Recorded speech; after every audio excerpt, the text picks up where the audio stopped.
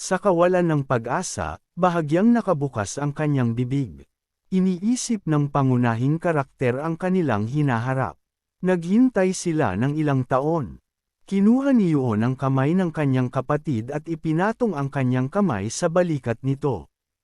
Ang pangunahing karakter ay nakaupo sa sahig ng puno ng kawalan ng pag-asa. Ang kanyang ulo ay nakayuko na parang nawala ang kanyang kaluluwa. Sinabi ni Yuon sa pangunahing karakter na magtiis lang siya ng 1 taon at sa panahong iyon ay sisirain niya ang lahat ng nasa kanyang daraanan. Naalala ng pangunahing karakter na sa hinaharap, tatagal pa ng higit sa 3 taon. Sinabi ni Yuon sa kanyang kuya na papayagan siyang lumabas paminsan-minsan, pero tanging kasama siya o si Kim lamang para sa kanyang seguridad. Inisip ng pangunahing karakter ang kanyang sarili na nagsusuot ng kwelyo at may tali na hawak ni Yuon na masaya. Naisip ng pangunahing karakter na parang naglalakad ng aso. Tumingin si Yuon ng malalim, hinawakan ang kanyang baba. Sinabi ni Yuon sa ating bida na magiging mahirap gawin ito palagi dahil tatagal pa ng ilang araw para linisin ang dungeon. Napansin ni Yuon na hindi rin niya ito maipagkakatiwala sa mga tao na nasa ilalim ng B-class. Pinagmasdan ng pangunahing karakter si Yuon at ikinuyom ang kanyang mga mata sa kalungkutan, nawalan ng pag-asa sa kalayaan. Bigla niyang naisip na maaari niyang magawa ang katulad nito gamit ang kanyang mga kakayahan. Naalala ng pangunahing karakter kung paano siya naupo sa harap ng TV at tumingin sa mga hunters. Iniisip niya na noon, ginugol niya ang mga araw sa paghahanap ng impormasyon tungkol sa mga hunter at malinaw niyang naaalala kung sino ang magiging high-level hunter sa hinaharap. Inisip ng pangunahing karakter na may mga papel na nahulog sa paligid. Naisip niya na kung mahanap niya ang mga ito ng maaga at maplist sila, maaari niyang gisingin ang mga ito, at bilang kabayaran sa paggising, gagawin niyang mga tagapagbantay ang mga ito. Inisip ng pangunahing karakter ang kanyang sarili sa gitna ng isang bilog ng malalakas at cool na mga hunters. Naisip niya na kung magiging mas may awtoridad siya sa ganitong paraan, hindi rin makakayang gawin ni Yuon ang lahat ng gusto niya. Napansin ng ating bida na sa kanyang mga kakayahan at ranggo, posible itong mangyari. Tumingin si Yuon ng malalim sa kanyang kuya. Biglang tumayo ang pangunahing karakter at ngumiti ng masaya, pinipiga ang kanyang kamay sa kanyang dibdib. Masayang sinabi ng ating bida sa kanyang kapatid na maaari siyang makahanap ng A-class hunter. Tinitigan ni Yuon ang kanyang kapatid nang nagulat at namutla. Inikutan ng kilay ng ating bida at ngumiti ng mali siya, inipon ang kamay sa kamao. Iniisip niya na huhukayin niya ang hinaharap ng mga klase. Gabi na, ang mga ilaw sa kalsada ay kumikislap. Iniisip ng ating bida na dahil sa lahat ng nangyayari, lumabas na ganito, kailangan niyang maghanap ng maliliit na bata na madaling ma-convince. Nakatayo si Yam sa mga lumang sapatos na kupas, itinataas ang kanyang ulo at tumitig sa madilim na kalangitan. Iniisip ng pangunahing karakter na maingat niyang paiiralan at palalakihin siya bilang isang personal na hunter. Nagulat si Yuon nang malaman na nais ng ating bida maghanap ng klase.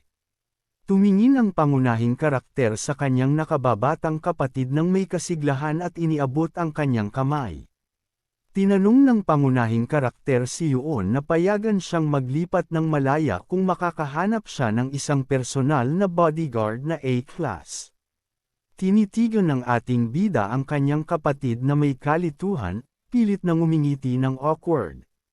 Nagtaka si Yuon kung paano makakahanap ang kanyang nakatatandang kapatid ng isang bodyguard. Tumitig si Yul sa kanyang nakatatandang kapatid habang naghihintay ng sagot. Sinabi ng ating bida sa kanyang nakababatang kapatid na may iba siyang paraan. Pinagmasdan ni Yuon ang kanyang kapatid ng seryoso, tinusok ang kanyang mga kilay. Inisip ni Yuon na maaaring nagising na ang ating bida. Biglang hinawakan ni Yuon ang ating bida sa mga balikat na parang nagpanik, na ikinabahan ang ating bida. Binomba ni Yuon ang kanyang nakababatang kapatid ng mga tanong tungkol sa klase at kung anong klaseng kakayahan ang meron siya at kung kailan niya ito nakuha. Napansin ni Yuon na sa kanilang pakikipagkita sa broker, wala pa itong nangyari at bigla, mas marami pang tao ang magtutok sa kanya sa hinaharap. Inisip ng pangunahing karakter kung paano siya nakakadena at ang bibig niya ay tinatakan ng tape. Si Kim ay nakatayo sa tabi niya at may hawak na paltik sa mga kamay. Naisip ng ating bida na hindi niya pwedeng sabihin ang katotohanan tungkol sa L-class skill, kundi ay ikukulong siya magpakailanman. Pinagmamasdan ng pangunahing karakter ang kanyang nakababatang kapatid na may pag-aalala, nakakunot ang mga kilay. Sinabi ng pangunahing karakter kay Yuon na siya ay isang ordinaryong F-class at kaya niyang tukuyin ang malalakas at mahihina sa mga intended na awakening class at hindi siya makakagawa ng higit sa isang awakening kada buwan. Tinitigan ni Yuon ang kanyang nakatatandang kapatid ng seryoso. Pumikit si Yuon at inangat ang kanyang kamay sa kanyang baba. Sinabi niya sa pangunahing karakter na sa ganitong paraan, hindi siya magiging target.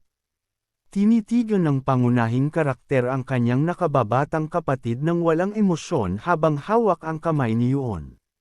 Sinabi ni Yuon sa pangunahing karakter na magkakaroon ng isang alternative awakening center na lilito sa lalapit na panahon, at na ang buong mekanismo ng awakening ay ipapakita na. Nag-isip ang ating bida habang kinakamot ang kanyang pisngi at tinitigan ang gilid. Naalala ng pangunahing karakter na hindi pa lumilitaw ang sentro noong panahong iyon. Naiisip ng pangunahing karakter ang isang sentro kasama ang mga siyentipiko, kung saan maaaring magising ang mga tao sa pamamagitan ng paglaban sa mga halimaw. Napansin ng pangunahing karakter na kapag siya ay lumitaw, magiging ligtas ang bawat tao na magising, at pagkatapos, mababawasan ang mga scammer na nangangako ng awakening, at wala ng mga tao na mangangailangan ng kakayahan ng iba. Ngumiti ng bahagya ang pangunahing karakter. Sinabi ng ating bida sa kanyang nakababatang kapatid na maayos ang lahat, kaya't ngumiti ng maligaya ang pangunahing karakter mula tainga hanggang tainga. Sinabi ng ating bida kay Yukon na ang kanyang kakayahan ay walang silbi, kaya't wala siyang dapat ikabahala. At dinagdag pa niyang makakakita siya ng A-grade kung bibigyan ito ng pagkakataon. Hinawakan ni Yuon ang isang kahon ng mga gamit ng kanyang kapatid sa mga kamay at tinitigan siya ng mabuti. Tumalon ng masaya ang pangunahing karakter sa ere. Sinabi ni Yuon na hindi madali, ngunit kung mahanap niya ito, mabuti na, at tinanong ang ating bida kung ililipat ba nila ang mga gamit sa kanyang bahay o hindi. Masaya nang pumayag ang pangunahing karakter sa alok ng kanyang nakababatang kapatid. Ngumiti ng matalim ang pangunahing karakter habang kinakabig ang mga kilay. Iniisip niyang hindi kayang itago siya ng kanyang kapatid ayon sa kanyang mga kagustuhan at lilinisin nito ang lahat mula sa S-class. Inisip ng ating bida na ang mga S-class hunters ay hahawakan siya sa kanilang mga bisig. Iniisip ng pangunahing karakter na mabilis niyang makikita ang mga ito at palalakasan ang kanyang kapangyarihan, at sa ganoong paraan, makakabuo pa siya ng isang guild na mas seryoso pa kaysa sa Abyss. Ang araw ay kumikinang ng maliwanag sa ibabaw ng gusali. Kinabukasan, ang Hunter Association ng South Korea, ang lugar ng pagpaparehistro ng mga nagising. Napanganga ang mga hunter sa gulat nang mapansin na isang Abyss Shield Hunter, si Kim, ay dumating sa gusali. Tumingin si Kim sa paligid ng seryosong ekspresyon sa kanyang mukha. Sumunod ang ating bida kay Kim na nakayuko ang ulo. Ang mga hunter sa gusali ay nakatingin sa pangunahing karakter, nag-uusap-usap sa isa't isa. Nagulat ang mga hunters nang malaman na si Kim ay itinakdang maging gwardya ng pangunahing karakter, iniisip nila na magiging bagong S-class siya. Sa papel ay makikita ang impormasyon tungkol sa pangunahing karakter at na siya ay nakarehistro bilang F-class hunter. Hindi natuwa ang ating bida habang naglalakad mula sa reception desk papuntang exit. Ang mga hunters ay nag-uusap-usap na ang pangunahing karakter ay nagpapanggap na isang S-class hunter at isang ganap na kabiguan. Iniisip ng pangunahing karakter na hindi siya nag-pretend at ang pinakamahalagang bagay ay nakumpleto niya ang pagpaparehistro, at ngayon, kailangan niyang bumili ng mga gamit. Hawak ng ating bida ang isang sobre na may hawak ang pera sa kanyang kamay. Iniisip ang imahe ng kanyang nakababatang kapatid na inaalok siya ng sobra, binuksan ng pangunahing karakter ang sobra at nalimutak ang kanyang mga mata sa nakita. Nakasulat sa tseke ang halagang 1 bilyon won. Nakasulat din sa karatula ang Floor 6, Fahrenheit Hunter Shopping Center. Bumiyahe ang mga nagtitinda at sinalubong ang pangunahing karakter ng may kalakip na maluluwang na ngiti. Isang babae na may buhok na nakatali ang sumalubong sa pangunahing karakter at tinanong kung anong kagamitan ang nais niyang simulan. Nakadress ang pangunahing karakter ng mamahaling alahas at may buhok na nakatali gamit ang isang ribbon. Ang ating bida ay naging malungkot dahil sa sobrang kapansin-pansing mga kagamitan. Sinabi ng nagtitinda na mayroon silang mga kagamitan na nagpapalakas ng mga kakayahan at naghanda sila ng mga bagay na maaari ring isuot sa pang-araw-araw na buhay.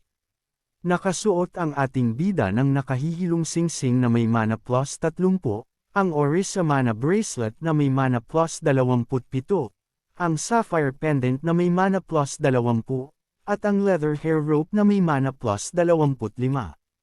Tinanong ng pangunahing karakter kung maaari siyang magdala ng mas simpleng kagamitan. Ipinakita sa kanya ang isang kahon na may maliit na itim na hikaw. Sinabi ng nagtitinda na maaari nilang ialok ito bilang simpleng accessory, ang dark elf earrings na may mana plus 29. Isinuot ng ating bida ang hikaw sa kanyang mga tainga habang pinipikit ang labi. Kinuha ng pangunahing karakter ang mga guwantes at isang sinturon, isinuot ito sa kanyang sarili, manticore leather gloves na may stamina plus 6, strength plus 20, at white cloth belt na may agility plus 16.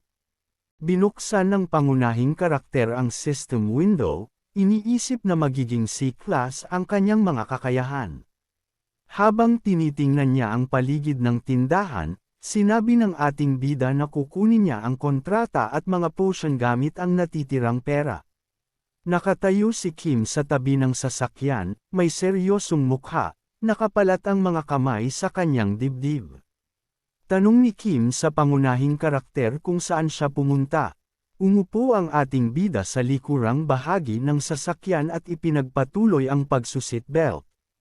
Sinabi ng ating bida kay Kim na nag-shopping lang siya. Mariing sinabi ni Kim sa pangunahing karakter na ipagbigay alam sa kanya kung pupunta siya sa ibang lugar at idinagdag na kung wala na siyang ibang gagawin, magbabalik na sila. Dahan-daang umusad ang sasakyan. Sinabi ng pangunahing karakter kay Kim na kailangan pa niyang pumunta sa isang lugar. Umupo ang ating bida sa bintana, ipinatong ang ulo sa kanyang kamay, at nagmuni-muni habang tinitingnan ang labas ng bintana. Iniisip niya na tiyak na ang Ice Witch na si Yam ay nakatira sa lugar na iyon, dahil nawala ang mga magulang nito at namuhay kasama ang mga kamag-anak na may-ari ng isang karnehan. Ipinakita ng pangunahing karakter ang imahe ni Yam na may hawak na sibat na napapalibutan ng yelo. Naalala ng ating bida na si Yam ay isang mahusay na hunter kahit na sa mga A-class, kaya't dapat ay nasiyahan si Yale sa level na iyon, at tinukoy na kailangan niyang magising sa loob ng 3 taon pagdating ng kanyang 18 kaarawan. Ang lungsod sa gabi ay ilaw na tinatanglawan ng mga street lamp. Iniisip ng pangunahing karakter na kailangan niyang mabilis na hanapin si Yam at makipagkontrata sa kanya upang maibalik ang kanyang kalayaan. Isang karamihan ng tao ang naglalakad sa pamilihan. Tumingin ang babae na may itim na bag sa pangunahing karakter nang may pagkamangha sa kanyang mga mata. Sinabi niya na hindi niya kilala si Yam. Ang lalaki na may mustarda na scarf ay kumilos nang hindi pumapayag. Sinabi niya sa pangunahing karakter na wala silang Yam sa kanilang restaurant. Tumingin ang ating bida sa paligid, hawak ang isang snack sa kanyang kamay. Naglakad si Kim na may seryosong hitsura, nakatingin ng diretsyo. Napansin ng pangunahing karakter na mas marami palang restaurant ng karne kaysa sa inaasahan niya at kailangan niyang mag-ikot sa lahat ng ito. Naramdaman ng pangunahing karakter ang masarap na amoy at pumikit, amoy na may kasiyahan. Napansin niyang iyon ay amoy ng inihaw na karne. Ang pamilihan ay puno ng mga garlands at mga karatula. Tinanong ng ating bida si Kim kung gutom siya, na nagmungkahi na magkakain muna sila. Sumagot si Kim sa pangunahing karakter na okay lang siya. Ang pangunahing karakter ay maingat na ngumunguya ng kanyang snack habang tinitingnan si Kim. Tinanong ni Kim sa pangunahing karakter kung bakit sila dumaan doon, dahil may restaurant ng karne sa tabi ng abis. Sinabi ng ating bida kay Kim na nararamdaman niyang may malakas na enerhiya sa lugar na iyon. Inangat ni Kim ang kanyang mga kilay at tumingin sa malayo, na may hindi paniniwala. Bumulong si Kim sa ilalim ng kanyang hininga na ito ay isang ganap na panlilinlang. Pumikit ang pangunahing karakter at nagbabalak na kagatin ang kanyang snack sa kanyang mga kamay. Isang galit na Yam ang nakatayo malapit sa kanya. Iniisip ng pangunahing karakter na una ay kailangan niyang maghapunan at pagkatapos ay ipagpatuloy ang paghahanap, napansin niyang nais niyang kumain. Sumigaw ng galit si Yam at sinabi na palagi na lang siyang may kasalanan. Tumingin ang pangunahing karakter kay Yam na may pagkamangha, lumaki ang kanyang mga mata. Pinagkurot ni Yam ang kanyang mga kilay at binuka ang kanyang bibig.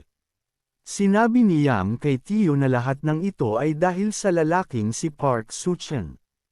Isang galit na lalaki ang lumabas mula sa restaurant. Inalis ni Yam ang kanyang apron at tumalikod sa lalaki, tumakbo palayo sa kanya. Sinabi ng lalaki kay Yam sa isang utos na tono na bumalik siya. Sumigaw si Yam na may galit at sinabi na kinamumuhian niya ang lahat, ginawa na niya ang lahat at mas madali pang mamatay. Si Yam, na may malungkot na hitsura, ay tumakbo sa harap ng pangunahing karakter na nagmamasid na naguguluhan. Binuksan ng pangunahing karakter ang kanyang bibig. Bahagyang nakikilala ang babae, iniisip ng pangunahing karakter na sa wakas ay natagpuan na niya si Yam. Si Yam ay nakakunot ang noo at nakatigaw ang mga ngipin habang tumatakbo sa kahit saan man tumingin ang kanyang mga mata. Ipapalawig ng ating bida ang kanyang kamay upang habulin ang tumatakbong si Yam. Ibinigay ng pangunahing karakter ang kanyang snack kay Kim at tinitigan ng seryoso ang direksyon kung saan tumakas si Yam. Tumingin si Kim sa ating bida nang may pagtataka. Tinanong ng pangunahing karakter si Kim na hawakan muna ang snack niya saglit.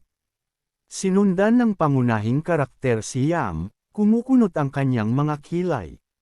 Iniisip niya na sobrang bilis ni Yam para sa isang hindi pa nagigising. Isang maliwanag na asul na ilaw ang nagsimulang magmula sa mga paa ng ating bida. Kinailangan gamitin ng pangunahing karakter ang isang B-class na item, isang magaan na sinturon ng tela na may Agility plus 16. Pinabilis ng pangunahing karakter ang takbo at naglabas ng asul na liwanag mula sa kanyang mga paa, at tumakbo papunta kay Yam. Napansin ng ating bida na sa kanyang kagamitan, hindi na mahirap ang mabilis na takbo para sa kanya. Tumakbo ang pangunahing karakter na dumadaan sa mga tao, nagbubukas ng malakas na hangin. Iniisip ng pangunahing karakter na ang kagamitan ang pinakamagandang bagay sa buong mundo. Maraming tao ang naglalakad sa pamilihan. Tumakbo ang ating bida at tiningnan si Yam sa gitna ng karamihan. Nakita ng pangunahing karakter si Yam na tumatakas. Lumingon si Yam at tumingin sa ating bida nang may pagtataka. Tinawag siya ng pangunahing karakter, tinanong siya kung siya ba ay estudyante ni Yam. Lapit na ang ating bida kay Yam, ang bibig ng pangunahing karakter ay nakabukas. Gusto niyang makipag-usap sa estudyante. Inisip ni Yam na ipinadala siya ng kanyang tiyuhin. Tumakbo si Yam mula sa kinaroroonan niya, tumawid sa kalsada, at tinawag ang pangunahing karakter na tiyuhin. Sinabing umalis siya dahil wala siyang balak na bumalik. Hindi natuwa ang ating bida na tinawag siya ni Yam ng tiyuhin dahil siya ay nasa rurok ng kanyang kabataan. Binuksan ng pangunahing karakter ang mga mata ng malaki at tinitigan si Yam ng may pag-aalala. Napansin ng pangunahing karakter na may kotse sa kalsada, at kumikinang ang mga headlights nito habang papalapit kay Yam. Si Yam ay nagyelo sa takot, ang mga mata ay lumaki. Isang asul na pagsabog ng enerhiya ang lumabas. Binigyan ng ating bida ng asul na enerhiya na tumama sa kotse at nahulog kay Yam. Nagrurugso sa lupa ang pangunahing karakter pati na rin si Yam. Ang driver ng kotse ay lumaki ang mga mata at natakot. Ang mga tao sa paligid ay nakatingin na may mga mukha ng pagkabigla. Tumingin si Yam sa ating bida ng may kalituhan, ang bibig niya ay bahagyang nakabukas. Tinanong ng ating bida kung okay lang siya. Tinitigan ng pangunahing karakter si Yam ng may pag-relieve at bahagyang ngumingiti. Sinabi ng pangunahing karakter kay Yam na nais niya sanang maging mas cool pa ang pagtatapos. Umupo si Yam sa likod ng pangunahing karakter, ipinatong ang paa niya sa kanya. Napansin ni Yam na ang pangunahing karakter ay isang hunter. Inanyayahan ng ating bida ang estudyante na tumayo mula sa likod niya. May isang grill sa mesa kung saan ang karne ay niluluto. Ipinihit ng pangunahing karakter ang kanyang mga mata at ngumiti ng masaya, naglalaway. Sinabi ng ating bida na ang texture ng karne ay talagang nakakagigil. At napansin niyang matagal na niyang hindi nakakain ang marbled beef.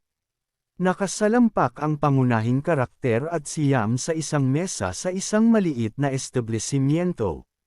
Sinabi ng ating bida kay Yam na kumain ng mabuti, at maaari niyang i-order ang kahit gaano karaming pagkain na gusto niya. Iniisip ng pangunahing karakter na kumakain ng mabuti si Yam, at napansin niyang ginagamit niya ang corporate card, na para sa kanya ay isang malaking kaganhawahan. Kumain si Yam ng may kasiyahan, pinupuno ang kanyang bibig ng pagkain. Nag-alala ang ating bida at tinanong si Yam kung makakain ba siya sa establishmentong ito, dahil sinabi niyang may sarili siyang meat restaurant ang tiyuhin niya. Tinawag ni Yam ang ating bida ng tiyuhin, at sinabi niyang hindi masarap doon, at idinagdag na hindi rin siya dapat pumunta roon dahil masasayang lang ang pera niya. Tumutol ang pangunahing karakter, hindi kontento, at sinabi na hindi siya tiyuhin niya. Hawak ni Yam ang isang berdeng sili, dinidip ito sa sarsa. Napansin niya na tinawag ng pangunahing karakter ang sarili bilang nakatatandang kapatid ng pinuno ng abis. Tiningnan siya ni Yam ng matalim habang kinakagat ang sili. Hindi niya maintindihan kung bakit kailangan siya ng ganitong klase ng tao. Pumikit ang ating bida, itinataas ang mga kamay sa kanyang baba at ngumiti ng maluwang. Biro niyang sinabi kay Yam na dahil magandang enerhiya ang nanggagaling sa kanya. Mabilis na humarap si Yam at parang tatayo na mula sa mesa. Nagpasalamat si Yam sa pangunahing karakter para sa pagkain, sinabing hindi siya naniniwala rito. Tumingin ang pangunahing karakter sa ibang direksyon at ngumiti ng awkward, iniisip ang sarili kasama ang kanyang maliit na kapatid at isang lalaki kasama ang isang babae. Sinabi ng pangunahing karakter kay Yam na kilala niya ang mga magulang niya, at idinagdag na noong pumanaw ang mga magulang niya, tinulungan siya nila. Napansin ng pangunahing karakter sa kanyang isipan na ito ay isang kasinungalingan. Siyawin ang pagkain, tiningnan ni Yam ang ating bida na may hindi paniniwala. Sinabi ng pangunahing karakter kay Yam na dumaan siya upang maibalik ang pabor, bagamat huli na, at idinagdag na wala siyang oras noon dahil sa dami ng kailangang gawin. Pumikit si Yam at ibinaba ang ulo, malalim ang hininga. Sinabi niya sa pangunahing karakter na hindi siya nagmamalasakit, dahil mayroon siyang mga tao na maghuhugas ng laway niya at magbibigay ng sampal sa ulo niya. Nagpasalamat ang ating bida kay Yam para sa kanyang pangunawa.